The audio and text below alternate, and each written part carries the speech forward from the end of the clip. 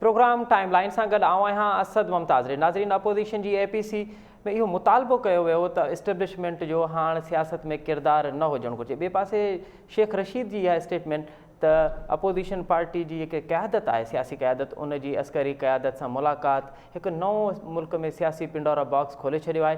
ॿिए पासे अॼु मरियम नवाज़ जेका नून लीग जी अॻुवाण आहे, उन चयो आहे त सियासी क़यादत खे हिकु त JHQ न वञणु घुरिजे आहे, ऐं ॿियो जेके सियासी मामलात आहिनि उहे पार्लियामेंट में ई ॻाल्हि ॿोल थिए, उनजे उते ई हल कढिजे त इहो बहितर आहे। अॼोके प्रोग्राम में इन ते ॻाल्हाईंदासूं त अपोजिशन हिकु पासे त इस्टेब्लिशमेंट जो सियासत में किरदारु न हुजण वारो मुतालबो थी करे, ॿिए पासे ख़ुदि अगरि मुलाक़ात करे थी पई त इहो सियासी कारकुननि ऐं आवाम लाइ कहिड़ो मैसेज हूंदो, कहिड़ो पैगाम हूंदो। अॼोके प्रोग्राम में इन ते ॻाल्हाइबो। हिन वक़्तु असांखे प्रोग्राम में जॉइन कयो आहे पीपल्स पार्टी जे अॻुवाण ऐं सेनेटर ज्ञान चंद साहब। सेनेटर साहब, सभ खां पहिरियां वरी महिरबानी अव्हां जी असांखे टाइम ॾिनो। मरियम नवाज़ जी जेका ॼारी स्टेटमेंट आहे त हिकु त इदारे खे सियासी मामलनि में सियासी क़यादत खे न घुराइणु घुरिजे, ॿियो सियासी क़यादत खे बि न वञणु घुरिजे। गिलगित बिल्तिस्तान वारो जेको मामिलो आहे उहो सियासी मामिलो आहे, उहो पार्लियामेंट में हले थिए। अव्हां छा चवंदा हिन स्टेटमेंट? ॾिसो, आउं त पंहिंजी पार्टी जी तरफ़ां मौक़िफ़ ॾींदुसि। मरियम साहिबा जेको बि चयो आहे ठीकु चयो हूंदो, पर मुंहिंजो ज़ाती बि ख़्यालु आहे, मुंहिंजी पार्टी जो बि मौक़िफ़ आहे। इदारनि खां ब्रीफिंग वठणु असांजे सियासी पार्टियुनि जो, पार्लियामेंट लीडर्स जो राइट आहे। उहो कहिड़ी जॻह ते थिए थो, छा थो थिए, उहो JHQ बि असांजो पंहिंजो इदारो आहे ऐं उहो जेकॾहिं सवलो थो सम्झे, छाकाणि हुनजी सॼी ऑफिशियल्स उते मौजूदु आहिनि ऐं असांजी लीडरशिप वञे थी त JHQ बि ॾिसे। उहो अहिड़ो इदारो न आहे जिते नोगो एरिया हुजे। उहो असांजी आर्मी आहे, असांजा पंहिंजो इदारो आहे, हिन हुकूमत पाकिस्तान जो इदारो आहे, पाकिस्तान जो इदारो आहे। त उन्हनि जेकॾहिं ब्रीफिंग ॾियण जे लाइ सॼी समूरनि पार्टी क़यादत खे घुरायो आहे ऐं इन कैमरा ब्रीफिंग जे लाइ घुरायो आहे, त यकीनन असांजी लीडरशिप खे ख़बर हुजणु खपे त पाकिस्तान खे कहिड़ा चैलेंजिस आहिनि, कहिड़ा ख़तरात आहिनि, उन्हनि जे लाइ कहिड़ियूं तयारियूं आहिनि। उन ते जेकॾहिं ब्रीफ उन्हनि कयो आहे त आउं सम्झां थो ॾाढी सुठी ॻाल्हि आहे। जॾहिं आर्मी चीफ सेनेट में अची ब्रीफ करे थो मुख़्तलिफ़ मामलनि ते, जॾहिं chief justice senate of Pakistan में अचे थो, उहा ॿी ॻाल्हि आहे त रज़ा रब्बानी जॾहिं पीपल्स पार्टी जो चेयरमैन हुजे थो तॾहिं आया आहे। उनखां अॻु में न तारीख़ में थियो आहे न उनखां पोइ बि कोई रिपीट शइ थी आहे। पर हुननि खे जेकॾहिं एतिराज़ु न हो त असांखे बि इन ॻाल्हि ते न एतिराज़ु हुजणु खपे त सियासी लीडरशिप JHQ में छो वई। पर जेकॾहिं ब्रीफिंग वठणु वई आहे त सुठी ॻाल्हि आहे। उन्हनि खे घुरायल ते आउं नथो सम्झां असांजी क़यादत घटि में घटि हुननि जे घुराइण ते वई, ब्रीफिंग वठणु वई। अच्छा, अगरि ब्रीफिंग हुई, मुल्की मामलनि ते ब्रीफिंग हुई, त पोइ मां न पिया सम्झो त वज़ीर आज़म खे बि हुजणु घुरिजे आहे, छाकाणि त मुल्की मामलत में वज़ीर आज़म जो हुजणु अपोजिशन सां गॾु हिकिड़ो सुठो मैसेज वञे आहे। वज़ीर आज़म जो न हुजण वारो जेको उन मीटिंग में न हुजण वारो जेको सुवालु आहे, इहो बि त घणा उबाम ऐं घणियूं ॻाल्हियूं पोइ जनम चूंडनि। मुंहिंजे ख़्याल में ब्रीफिंग ॾींदड़नि इहो सम्झो हूंदो त इहो एॾो अहम माण्हू कोन्हे जंहिंखे ब्रीफ कयो वञे। वज़ीर आज़म मुल्की मामलनि में अहम न आहे, यकीनन अहम कोन्हे। छाकाणि त तव्हां इमरान ख़ान खे गुज़िरियल 2 सालनि में ॾिसो थो त हू बनी ॻाल्हि मां ॿाहिरि घणा दफ़ा निकितो आहे, जेको प्राइम मिनिस्टर हाउस में रहण जे अहिल कोन्हे, पंहिंजे घर में वेठो आहे। ऐं केतिरनि मामलनि ते हुन डॉलर जी, जॾहिं रुपए जी क़दुरु किरियो ऐं डॉलर जी क़ीमत वधी, उन वक़्त में हुनखे ख़बर तॾहिं थी पए जॾहिं TV ते ख़बर थी हले। हुनखे वाइफ थी ॿुधाए त तूं वज़ीर आज़म थी चुको आहीं। इन क़िस्म जे माण्हू खे अहम ब्रीफिंग्स में हुजण बि न खपिजे। इहा ॻाल्हि इमरान ख़ान जी ॻाल्हि न आहे, ॻाल्हि त वज़ीर आज़म जी आहे न। वज़ीर आज़म हिकिड़ो डेज़िग्नेशन आहे, वज़ीर आज़म मुल्क जो वज़ीर आज़म आहे, उहो कंहिं पार्टी जो या कंहिं वॾी ऑनरेबल पोस्ट आहे, वॾी ऑनरेबल पोस्ट आहे। असीं सदाईं चवंदा आहियूं त वॾी पोस्ट ते हिकिड़ो नंढिड़ो माण्हू वेठो आहे। सो यकीनन प्राइम मिनिस्टर खे ब्रीफ ई प्राइम मिनिस्टर खे करणु खपे। प्राइम मिनिस्टर जी मौजूदगी में इदारा ब्रीफ कनि पार्लियामेंटी लीडर्स खे।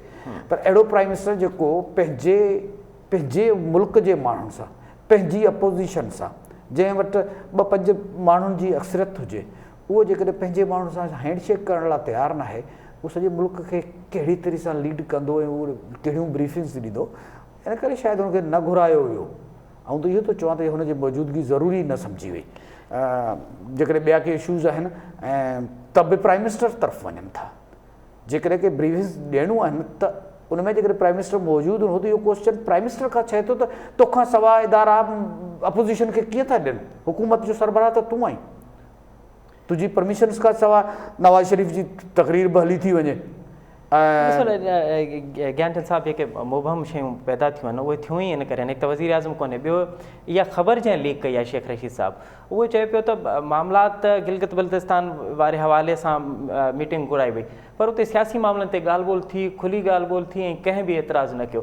त सुवाल इहो आहे त हिकु पासे अपोज़िशन इहो पई चवे APC में हेॾो सभु अपोज़िशन जूं पार्टियूं गॾु थी इहो मुतालबो थियूं कनि त एस्टेब्लिशमेंट जो सियासत में किरदारु न हुजणु घुरिजे। ॿिए पासे अगरि सियासी मामलनि ते ॻाल्हि ॿोल थींदी त पोइ त यकीननि इहो मैसेज जेको आहे उहो आवाम लाइ कारकुननि लाइ सुठो त न वेंदो। तव्हां हिकिड़े पासे मुतालबा हिकिड़ा था कयो, अमलनि तव्हांजा कम ॿिया आहिनि। ॾिसो, असांजो उसूल रहियो आहे पीपल्स पार्टी जो त असां डेमोक्रेसी चाहियूं था, ऐं डेमोक्रेसी जे लाइ पीपल्स पार्टी तमामु वॾियूं क़ुर्बानियूं ॾिनियूं आहिनि। असांजी लीडरशिप बि पंहिंजी जानियूं बि ॾिनियूं आहिनि डेमोक्रेसी जे लाइ। उनजे करे असांजो इहो आहे त सुप्रीम जेका हिते सुप्रीम इदारो आहे उहो पार्लियामेंट आहे। पार्लियामेंट वटि समूरा इदारा जवाबदार आहिनि। इन मौक़िफ़ ते असीं पिया बरक़रार आहियूं, पर हक़ीक़त में मैदान ते मुख़्तलिफ़ इदारनि जो जेको पॉलिटिक्स में रोल आहे उहो बि सभिनी जे साम्हूं आहे। इन अहिड़ी सूरत हाल में जेकॾहिं का डिस्कशन थी आहे त का तइजुब नथो थिए, पर यकीनन कंहिं बि ब्यूरोक्रेट खे, कंहिं बि ऑफिसर खे, पोइ उहो कहिड़े बि इदारे जो हुजे, उन सां वेही सियासी मामला डिस्कस करणु, इन ॻाल्हि ते आउं मरियम नवाज़ जे उन मौक़िफ़ सां मुतफ़िक़ आहियां त न थियणु खपनि। सियासी मामला सियासी माण्हुनि जे विच में डिस्कस थियणु खपनि, जेको बाद में ISPR जी हिकिड़ी स्टेटमेंट बि आई आहे या आर्मी चीफ जी बि स्टेटमेंट आई आहे त असांजे आर्मी जो को बि पॉलिटिक्स सां तालुक़ु कोन्हे को, ऐं सियासी मामला ॼाणो तव्हां सियासी माण्हू ॼाणो, असांजो हुन सां रोल कोन्हे। यकीनन इहा सुठी ॻाल्हि थी आहे जो आर्मी चीफ ई हुनजो कयो आहे। हाणे शेख रशीद छा थो चए, आर्मी चीफ छा थो चए, उन सां आउं सम्झां थो त आर्मी चीफ जे मौक़िफ़ खे ई तरजीह ॾियणु खपे। अच्छा, ठीकु आहे। तव्हां चओ पिया त को मसइलो न आहे, अगरि अहिड़ी का ब्रीफिंग वग़ैरह थी आहे त या ॿिया इहा ब्रीफिंग जेका आहे इहो माज़ी में बि थींदियूं रहियूं आहिनि। हाणे चऊं था APC वारे मामले ते आख़िर इहो तासुर छो थो अचे त APC अव्हांजी मेज़बानी में थी, सॼी APC में तक़रीरूं, APC जा मुतालबा हिकु पासे, नवाज़ शरीफ़ जी तक़रीर ॿिए पासे, इहो त तासुर मिले त ॼण अव्हांजी मेज़बानी में थींदड़ APC जो फ़ाइदो नून लीग वरितो आहे। नून लीग जेका 2 सालनि ताईं ख़ामोश हुई, हाणे उन में जान पइजी वई आहे।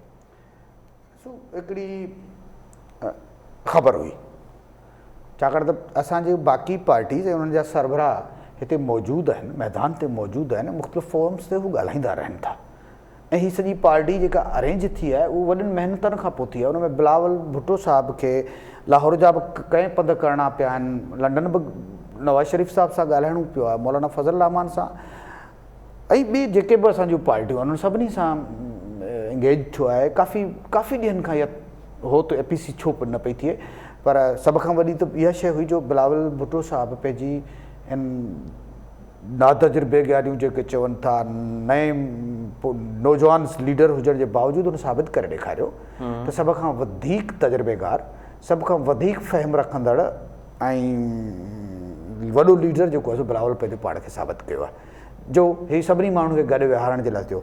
नवाज़ शरीफ़ जी तक़रीर जो ज़्यादा ज़िक्र इन करे थियो जो हुन हिकिड़ो त सख़्तु मौक़िफ़ रखियो, अच्छा, मुख़्तलिफ़ हवालनि सां जंहिंजी तवक़ा हुन खां कई कोन पई वई, 2 सालनि खां पोइ ॻाल्हायो। 3 नंबर ते जेकॾहिं कोई लंडन मां ॻाल्हाए थो त लंडन खे असीं सदाईं अहमियत ॾींदा रहिया आहियूं। अच्छा, भला नवाज़ शरीफ़ जेका इहा स्टेटमेंट ॾिनी ऐं उते जेका मीडिया में ज़ीनत बि बणी, त असां सिर्फ़ु इमरान ख़ान जे ख़िलाफ़ु न आहियूं, उन्हनि जे ख़िलाफ़ आहियूं जिन्हनि इमरान ख़ान खे आंदो आहे। तव्हां नवाज़ शरीफ़ जी, तव्हां ऐं तव्हांजी पार्टी इन स्टेटमेंट, इन मौक़िफ़ जी ताईद कयो था पिया त वाक़ई तव्हां बि उन्हनि जे ख़िलाफ़ु आहियो जिन्हनि इमरान ख़ान खे आंदो आहे? बिलावल भुट्टो साहिब पहिरियों माण्हू हो जे मुबारकबाद जे स्पीच में इमरान ख़ान खे सिलेक्टेड चयो। अच्छा, ऐं उहा ग़लति सिलेक्शन चयो, त यकीनन जेकॾहिं कोई ग़लति सिलेक्शन करे थो त उन्हनि जी सिलेक्शन सां असीं मुतफ़िक़ नथा थी सघूं। इहो मौक़िफ़ पीपल्स पार्टी जो आहे जेको नवाज़ शरीफ़ साहिब सां दोहरायो आहे। माना अव्हां ताईद कयो था पिया त बिल्कुलु यकीनन असीं ॻाल्हि ते मुतफ़िक़ आहियूं त का बि सिलेक्शन क़बूल कोन थींदी, ही डेमोक्रेटिक कंट्री हुजणु खपे। सॼे APC जा जेके मुतालबा आहिनि उन्हनि में साबित आहे ट्रांसपेरेंट इलेक्शन थियणु खपे, हिन मुल्क जा फ़ैसिला माण्हू पंहिंजे वोट ज़रिए कनि। इन ते पीपल्स पार्टी जो, ऐं पहिरीं बि चई चुको आहे त पीपल्स पार्टी इन जे लाइ पंहिंजो खून ॾिनो आहे, पंहिंजी लीडरशिप जो खून ॾिनो आहे। कारकुननि, हज़ारे कारकुननि असांजो कोड़ा खाधा आहिनि, फायूं क़बूल कयूं आहिनि, विढ़िया आहिनि। अॼु बि मैदान ते असीं जमहूरियत ख़ातिर सभु शयूं क़बूल कयूं था। सो जमहूरियत अॻिते वधे, इक़्तिदार में केरु बचे थो, को फ़र्क़ु नथो। सेनेटर ज्ञानचंद साहब जेके तजिया निगार आहिनि उन्हनि जो इहो चवणु आहे त नून लीग जो ॾाढो क्लियर स्टैंड आहे हुकूमत ख़िलाफ़। उहे चवनि था पिया त जेका मिड टर्म इलेक्शन खां सवाइ ॿियो को हल न आहे, उहे बिल्कुलु क्लियर आहिनि। मौलाना फज़लुर रहमान बि बिल्कुलु क्लियर आहे त इस्तीफ़ाऊं ॾियो, इस्तीफ़ाउनि खां पोइ मिड टर्म अचो, छाकाणि त मिड टर्म खां अलावा ॿियो को चारो न। पीपल्स पार्टी जो लचकदार मौक़िफ़ हुकूमत जे ख़िलाफ़ इन करे आहे छाकाणि त इन्हनि खे सिंध हुकूमत प्यारी आहे। हू नथा चाहिनि त कंहिं बि सूरत में सिंध हुकूमत ख़तमु थिए, ऐं अगरि सिंध हुकूमत इन्हनि हालतुनि में ख़तमु थी थिए त ॾाढो मुश्किल हूंदो पीपल्स पार्टी खे वरी सिंध हुकूमत खे हासिलु करण लाइ, सिंधी वरी ख़ासि करे सूबे जी जेका 12 साल जी हुकूमत रही आहे उहा वरी ॿीहरण लाइ। सो सिंध हुकूमत पीपल्स पार्टी इन खे मद्देनज़र रखंदे हिन वक़्त ताईं का हुकूमत जे ख़िलाफ़ के टफ टाइम नाहे ॾेई सघी, ऐं इन ख़िलाफ़ जेको इहे के ॿई मुतालबा आहिनि उन ते कंहिं बि मुतालबे ते हिकु जाइ ते बीहे नथी।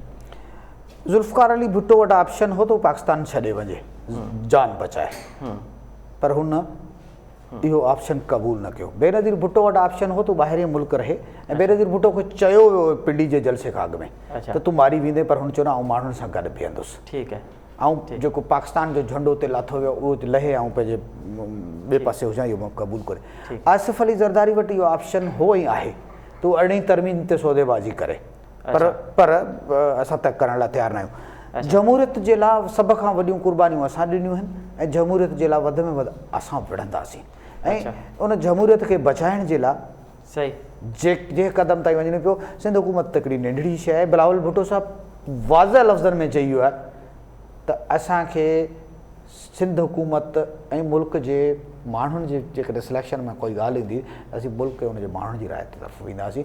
माण्हुनि जी राय डेमोक्रेसी आहे। ठीकु आहे। सेनेटर ज्ञानचंद साहब हिन वक़्तु असांखे प्रोग्राम में जॉइन कयो आहे नून लीग जे अॻवान सिद्दीकुल फारूक साहब। सिद्दीकुल फारूक साहब, आपको प्रोग्राम में खुश आमदीद कहते हैं। सिद्दीकुल फारूक साहब, अपोजिशन की तमाम पार्टियाँ APC में ये मुतालबा कर रही हैं कि इस्टेब्लिशमेंट का सियासत में किरदार नहीं होना चाहिए, और दूसरी तरफ हम देख रहे हैं कि वही पार्टियां अगर इस्टेब्लिशमेंट के साथ सियासी मामलात पे अगर बातचीत करेंगी तो फिर सवाल ये बनता है कि फिर ये जो मुलाकात थी वो अवाम को और उनके कारकुनों को क्या पैगाम दे रही थी? रहीम, शुक्रिया जी दावत देने का।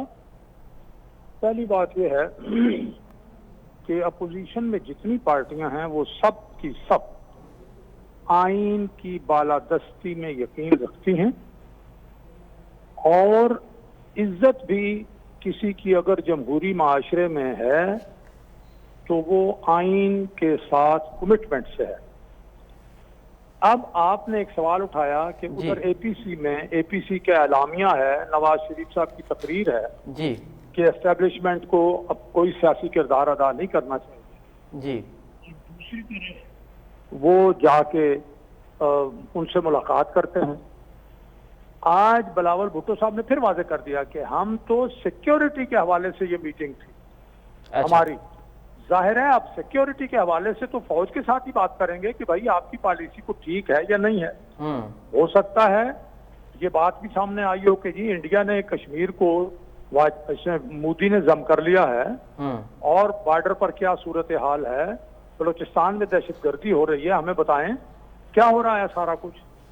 ठीक। बाकी कुछ बातें जो हैं मुझे, और वो भी कह रहे हैं कि हमने तो ये बात नहीं की, और अगर हम करेंगे तो फिर इसका मतलब ये है कि हमने जो बात वहां ये हल्फ उठाया था कि ये ऑफ द कैमरा है जी, ये तो हुकूमती लोग ही इस तरह की बातें फैला रहे हैं जी। तो सिक्योरिटी के हवाले से आप सिक्योरिटी के इदारों से बात करेंगे, लेकिन सिक्योरिटी के इदारे जब सियासत करेंगे तो इसका मतलब है वो आइन की खिलाफ वर्जी कर रहे हैं, अपना जो अपनी उनकी हदें हैं आइनी उनसे बाहर निकल रहे हैं। सो सिद्दीकुल फारूक साहब, अगर सिक्योरिटी के हवाले से ये ब्रीफिंग थी तो आप नहीं समझते थे कि प्राइम मिनिस्टर को भी उस मीटिंग में होना चाहिए था और पार्लियामेंट को इज्जत देनी चाहिए थी और पार्लियामेंट में ये मुलाकात होती, पार्लियामेंट में ये ब्रीफिंग होती?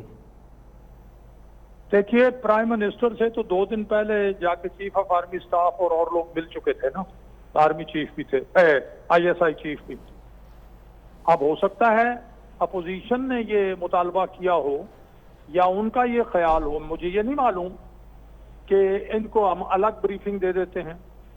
तो बहरहाल जो बात सामने आई है वो सिक्योरिटी के हवाले से आई है। हाँ, पार्लियामेंट में, अब पार्लियामेंट में देखें एक इन कैमरा बातें हुई काफी अरसा पहले, हमारे दौर में कह लें, एक आध दफा इनके दौर में हुई, ये सिलेक्टेड वज़ीर-ए-आज़म के दौर में, सारी बातें निकल गई। शायद इस ख्याल से कि चलें यहाँ हम सेलेक्टेड लोगों को, पार्टी के लोगों को बुलाते हैं, तो वो कोई बात जो यहाँ सिक्योरिटी के हवाले से हो वो ना निकले। लेकिन इसका क्या किया जाए कि शेख रशीद एंड कंपनी ने निकाल दी बात। अच्छा सर वो तो तजाद फिर देखें नून लीग की क़यादत में, नून लीग के बयानात में भी तो है ना। तो आप देखें कि शहबाज शरीफ की एक स्टेटमेंट आती है, एहसन इकबाल भी इस बात की तस्दीक करते हैं कि मुलाकात हुई है। दूसरी जानब मरियम नवाज बार बार तरदीद कर रही है। तो आप नहीं समझते कि नून लीग की क़यादत के जो ये दो मौक़िफ़ जो हैं वो भी इस तजाद को जो है वो फैला रहे हैं और एक मुबहम वाली सूरत हाल पैदा कर? कोई मुबहम नहीं है। मरियम नवाज साहिबा ने अगर तरदीद की है तो सियासी बातों की तरदीद की है। सिक्योरिटी पे मीटिंग होना जो है ये तो कोई हर्ज नहीं है।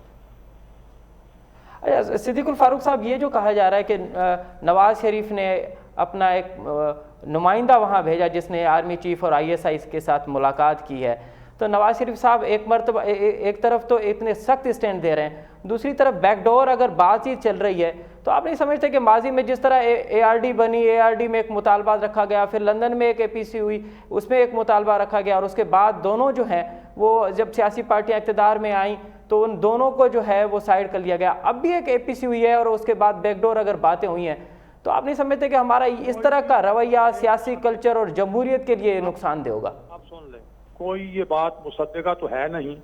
अब मैं आपसे अर्ज करूं, मेरी कुछ दो एंकर पर्सन से बात हुई। एक एंकर पर्सन का ख्याल था कि नवाज शरीफ साहब की तकरीर की आर्मी चीफ ने मंजूरी दी है। अब उनका अपना ख्याल है, जिसके जो ज़हन में आता है ना जी वो उसको खबर बना के चला देता है। ऐसी बात नहीं है, ना नवाज शरीफ साहब इस बात के मोहताज हैं। किसी का ये ख्याल था कि जी वो अपना एस्टेब्लिशमेंट ने इजाजत दी है नवाज शरीफ साहब की तकरीर मीडिया पे दिखाने की। मीडिया में एक चैनल ने दिखाई, जब कुछ बात नहीं हुई तो सब ने दिखानी शुरू कर दी। इमरान खान और उनकी कंपनी ने तो 2 दिन पहले से शोर मचाना शुरू किया हुआ था। मीडिया ने ये स्टैंड लिया कि ठीक है हम दिखाते हैं, आपने जो करना है कर लें। ये क्या बात हुई? तो उन्होंने जब देखा अब चल गई है तो दरमियान में आधे टाइम में जी टिकर के जी वो इमरान खान ने मंजूरी दे दिया। देखिए आप तहकीक कर लिया करें, मैं भी जर्नलिस्ट रहा हूं, आपकी भी मैं एहतराम करता हूं। इस तरह की जो बंदा मुंह में जिसके बात आए अगर चलाएगा तो ये ठीक नहीं होगा। नहीं सिद्दीक सल्फार साहब, आप तो इस बात से तो मैं आपसे मुत्तफिक हूँ कि तस्दीक शुदा खबरें चलानी चाहिए। अगर तस्दीक शुदा खबर और फिर अगर सियासी क़यादत उसकी तरदीद नहीं करती तो फिर उसको भी तस्दीक समझा जाएगा। सिद्दीकुल फारूक साहब, मरियम नवाज का आज ये कहना था कि सियासी क़यादत को वहाँ नहीं जाना चाहिए था। पार्लियामेंट में अगर ये बात होती, क्योंकि गिलगित बल्तिस्तान के हवाले से बात थी, तो ये बेहतर होता। आप नहीं समझते कि अगर ब्रीफिंग थी, सब कुछ था, तो फिर भी पार्लियामेंट में होता, क्योंकि पार्लियामेंट सुप्रीम इदारा है, डेमोक्रेटिक इदारा है, उसको मान देनी चाहिए थी। देखिए मैं अर्ज कर रहा हूं कि अपनी राय का इजहार करना अलग बात है, लेकिन ये नहीं है कि वहां अगर वो सिक्योरिटी के लिए गए हैं, और ये बात हमारी पार्टी भी कह रही है, ये बात बिलावल भुट्टो जरदारी भी कह रहे हैं, ये बात और लोग भी कह रहे हैं, तो सिक्योरिटी के लिए अगर गए हैं तो बाकी बातें शायद वहां निकल आई हैं जो नहीं होनी चाहिए थी। अच्छा, लेकिन उसमें चाहिए। लेकिन ये भी देखें, मैंने आपके सामने रख दिया ठीक कि इन कैमरा मीटिंग हुई लेकिन सब कुछ चल गया। तो फिर ये इन कैमरा मीटिंग कैसे हुई? जब इधर उधर से लोग निकाल देते हैं। ठीक है, अब मुझे बताएं, शेख रशीद ने जो बातें की हैं तो किसके कहने पे की होंगी? आप बताएं सिद्दीकुल फारूक साहब, आपके साथ रहे हैं शेख रशीद साहब, आपके माजी के एक ही पार्टी में आप रहे हैं, एक कुलीग रहे हैं, आप बताएं कि और वो बातें तो माजी से करते रहे हैं, वो उनका तो शुरू दिन से ये ट्रेंड रहा है, तो आप बताएं कि वो किसके कहने पे करें? शेख रशीद का ये आलम था कि ये नवाज शरीफ के यानी एक्चुअली हकीकतन पांव में बैठ जाता था, हकीकतन पांव पकड़ के बैठ जाता था पांव में। वो बल्ती मरहूम अल्लाह उन्हें बख्शे, वो तस्वीर बनाने लगे तो मियां साहब ने मना कर दिया। बाद में वो कहने लगे सर ये जरा रिकॉर्ड में ही रहना चाहिए। उन्होंने कहा नहीं यार छोड़ो, ये बातें ना करो।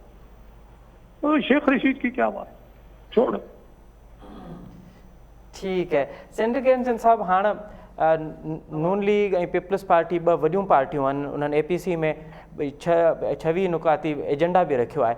सवाल इहो आहे त हाणे तव्हांजा अॻियां चैलेंजिस कहिड़ा हूंदा? इहे तव्हां तहरीक जो ऐलान कयो आहे, उन लीड केरु कंदो? नून लीग क़यादत कंदी या पीपल्स पार्टी क़यादत कंदी? ॾिसो हिन वक़्त में बिलावल भुट्टो साहब एफर्ट्स वरिता, हुनखे मेज़बानी जो शरफ़ मिलियो।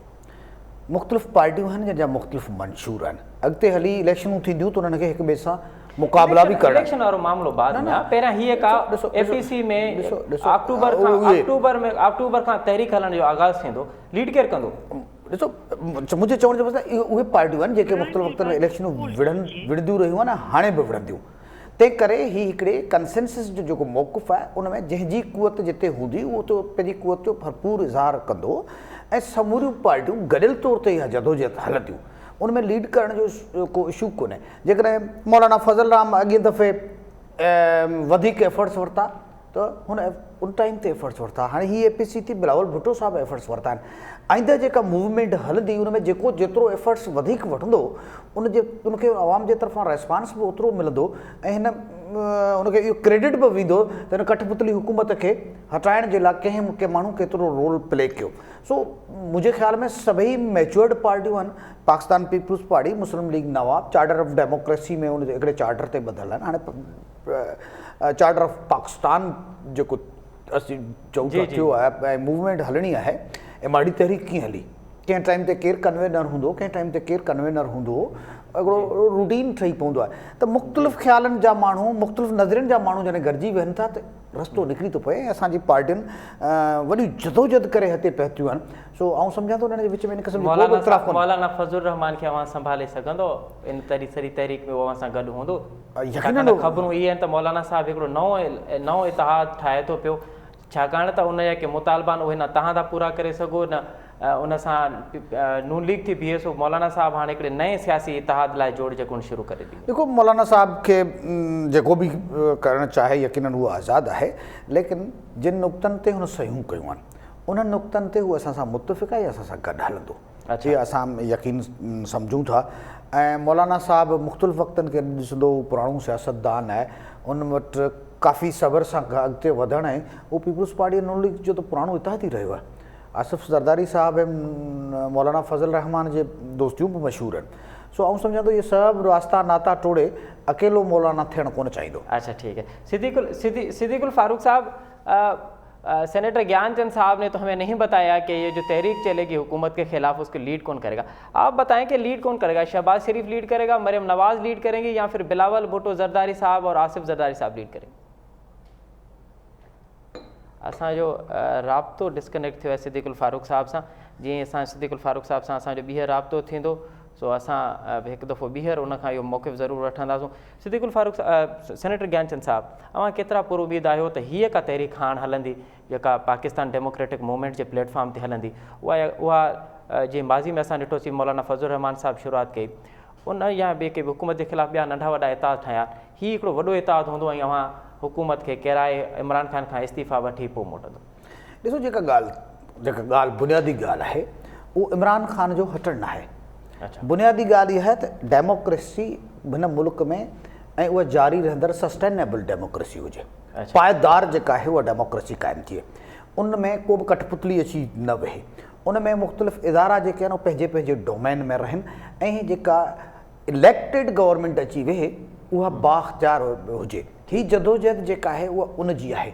जुल्फ़कार अली भुट्टो, सिद्दीकुल फारूक साहब सां हिकु दफ़ो ॿीहर असांजो राब्तो थियो आहे। सिद्दीकुल फारूक साहब, सवाल ये था कि एपीसी हो गई, 26 नुकाते एजेंडा आ गया, अब सवाल ये है कि इसके बाद तहरीक चलनी है और तमाम अपोजिशन की पार्टियाँ होंगी, तहरीक की क़यादत कौन करेगा? क्या मरियम नवाज और शहबाज शरीफ करेंगे या बिलावल भुट्टो ज़रदारी और आसिफ अली ज़रदारी साहब करेंगे? देखिए, ये बहुत आसान चीज़ है।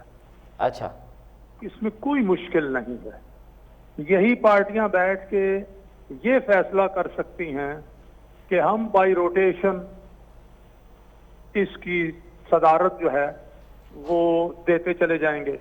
फर्ज करें, मैं मिसाल दे रहा हूँ, इसको ये ना समझे कि कोई ये फार्मूला है जी, कि अगर 1 साल ये मामला चलना है तो 3 महीने के लिए बिलावल भुट्टो साहब क़यादत करते हैं, 3 महीने के लिए शहबाज साहब करते हैं, 3 महीने के लिए मौलाना फजलुर रहमान साहब करते हैं। अच्छा, ये कोई मसला नहीं है। असल मसला होता है एक मकसद के लिए मुतहद होना, उस मकसद के लिए आइन की बालादस्ती और अवाम के मसाइल को हल करते हुए मुल्क की सलामती का तहफ़्फ़ुज़ यकीनी बनाना, मईशत को बेहतर बनाना और आइन के मावरा जो भी काम करे उसको उसकी अपनी आईनी हद के अंदर लेकर जाना और कहना कि भाई आप यहीं रहे।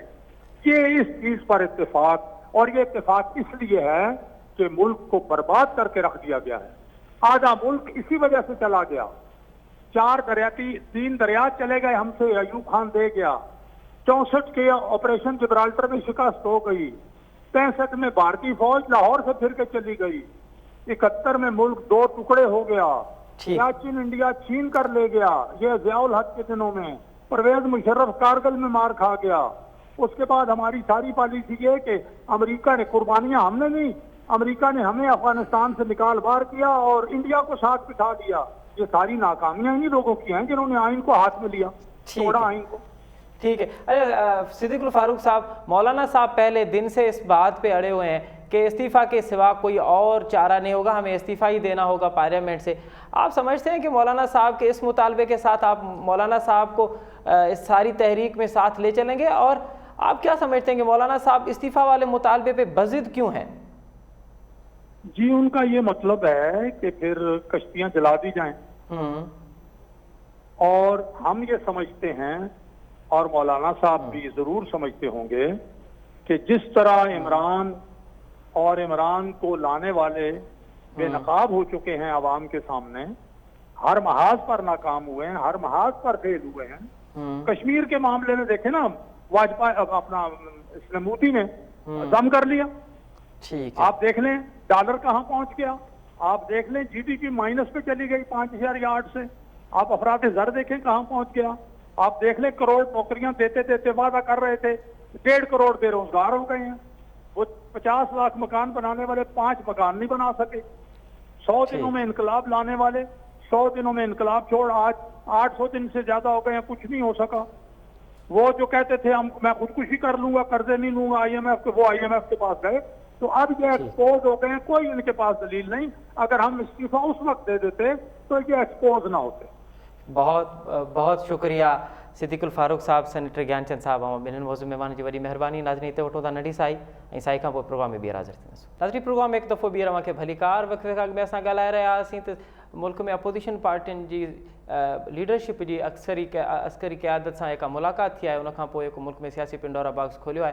ॿिए पासे मरियम नवाज़ जी आहे स्टेटमेंट त सियासी क़यादत खे JHQ न वञणु घुरिजे हा, ऐं जेका सियासी मामला आहिनि उहे पार्लियामेंट में ई हल थियनि त बहितर आहे। हिन ते तर्जुमो वठंदासीं। हिन वक़्तु असांखे प्रोग्राम में जॉइन कयो आहे मुल्क जे नाले वारे तर्जुमे निगार ऐं कॉलमिस्ट फारूक तारिक साहब। फारूक तारिक साहब, अस्सलाम वालेकुम। जी वालेकुम सलाम। फारूक तारिक साहब, सबसे पहले तो ये बताइए कि मरियम नवाज़ की जो ये स्टेटमेंट है, एक तो JHQ को सियासी क़यादत को वहाँ नहीं बुलाना चाहिए, और दूसरा सियासी क़यादत को वहाँ जाना ही नहीं चाहिए।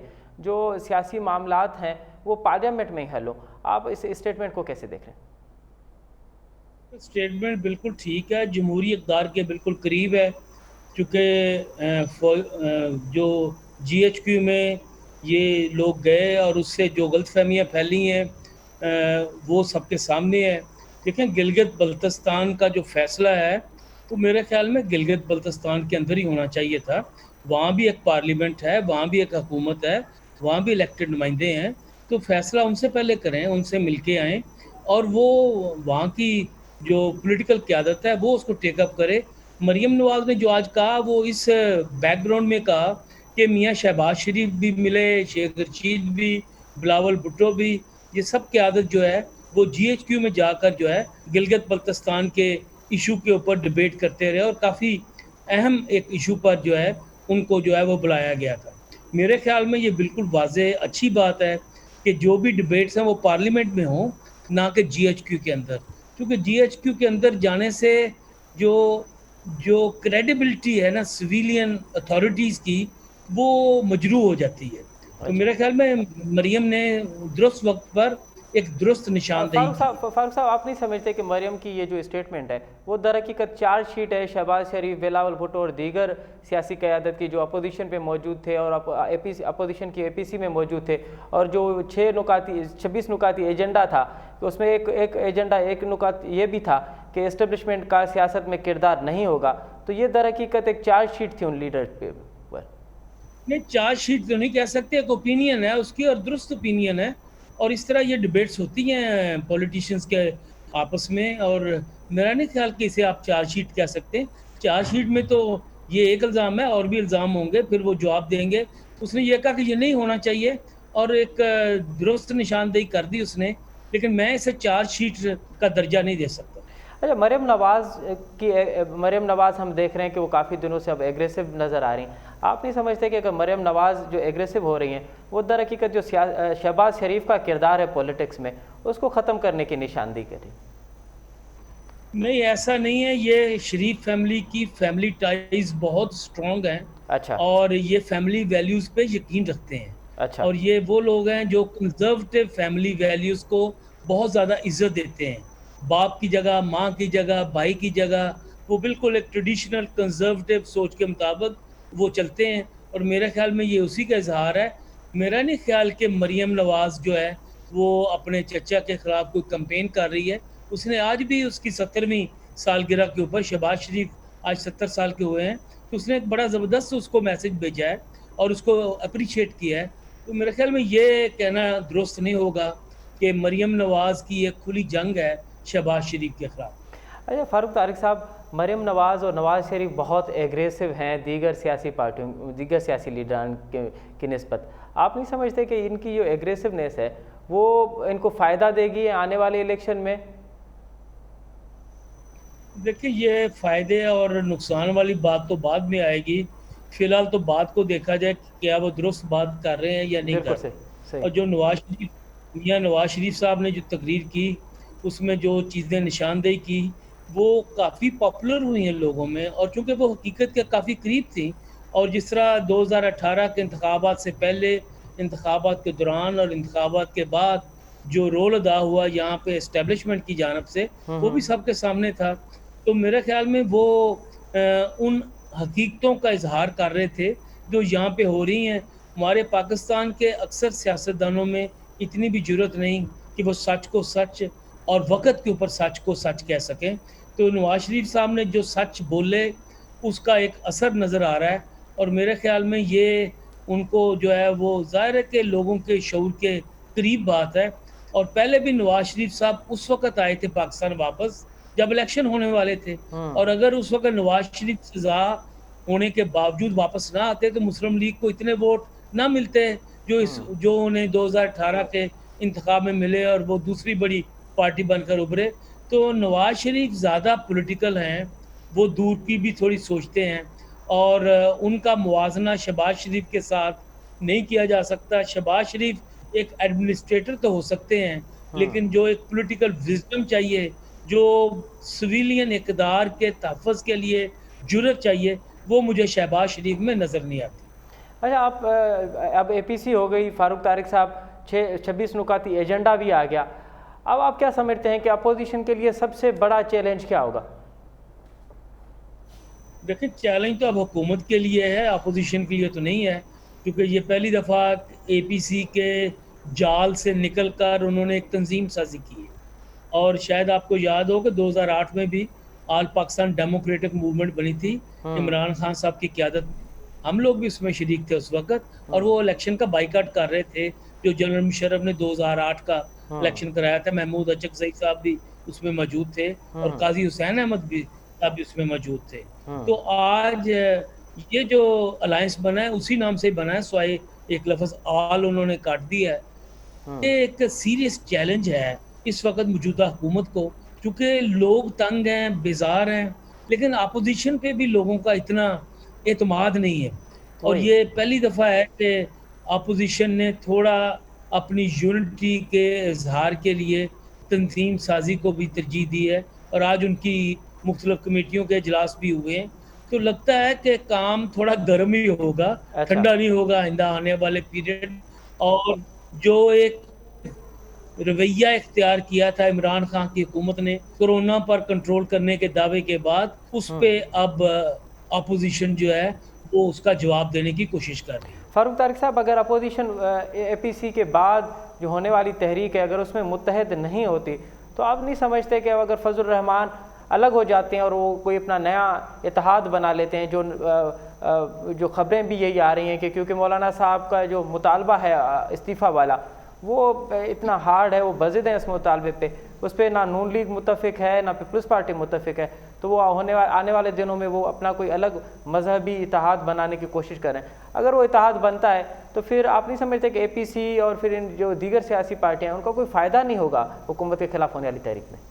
मेरा नहीं ख्याल मौलाना फजलुर रहमान को नया मजहबी इत्तेहाद बनाएंगे। उन्होंने ये इत्तेहाद 2018 के इंतखाब में बना के देख लिया था। अच्छा। MMA बनाई थी, उसका रिजल्ट भी देख लिया। जमात इस्लामी इसलिए इसमें शामिल नहीं हुई है। और मौलाना फजलुर रहमान अपनी पोजीशनें तब्दील करते रहते हैं। वो एक आम रूटीनिस्ट पॉलिटिशियन है, वो सिर्फ कट्टर मजहबी रहनुमा नहीं है। आप देखिए वो कह रहे थे इस्लामाबाद से मैं इस्तीफा लेके आऊँगा इमरान खान का, जब पिछली दफ़ा वो पूरा एक काफिला लेकर इस्लामाबाद पहुंचे थे। और फिर क्या हुआ, उन्होंने वहाँ बैठे और उसके बाद चौधरी शुजात हुसैन के कहने पे वहाँ से चले गए। कोई इस्तीफे की बात नहीं, बस उन्होंने यही कहा कि ये तो एक पॉलिटिकल स्टेटमेंट थी। तो मौलाना फजलुर रहमान अब मेरे ख्याल में इस अलायंस में चलेंगे, शायद उन्हें अहम ओहदा भी को मिल जाएगा। और उनके लिए ये बड़ी बात है कि मुल्क की दोनों बड़ी सियासी जमातें जो हैं वो उनकी क़यादत में चलने को तैयार हैं। और ये मौलाना का एक पुराना तरीक़ाकार रहा है। आप देखें जब भी पीपल्स पार्टी या मुस्लिम लीग पावर में आई हैं, मौलाना साहब की पांचों उंगलियां घी में रही हैं। तो मौलाना साहब के जो रिश्ते नाते हैं पीपल्स पार्टी और मुस्लिम लीग नवाज से, वो काफ़ी गहरे हैं। वो मेरा नहीं ख्याल अब टूटने वाले हैं। बहुत बहुत शुक्रिया फ़ारूक तारिक साहब हमें वक्त देने के लिए। नाज़रीन अवां नाले वारे तर्ज निगार ऐं कॉलमिस्ट फ़ारूक तारिक जो तजुर्बो ॿुधो, उन्होंने चवणु आहे त मौलाना फज़लुर रहमान जेको आहे उहो हाणे हिन इत्तेहाद खां ॿाहिरि न वेंदो ऐं माज़ी में नून लीग ऐं पीपल्स पार्टी जे इक़्तिदार में जेको सियासी फ़ाइदो मौलाना खे मिलियो आहे उहो इन ॻाल्हि जी गवाही आहे त उहो उनजे करे ई हू इन सां वधीक क्लोज़ आहे ऐं हीअ कोई इत्तेहाद ठहे थो पियो उहो पंहिंजा नतीजा हासिलु कंदो। इन सां गॾोगॾु जेको प्रोग्राम जो वक़्तु पंहिंजी पुॼाणी ते पहुतो, असद मुमताज़ रेड खे ॾींदा इजाज़त। अलावाही।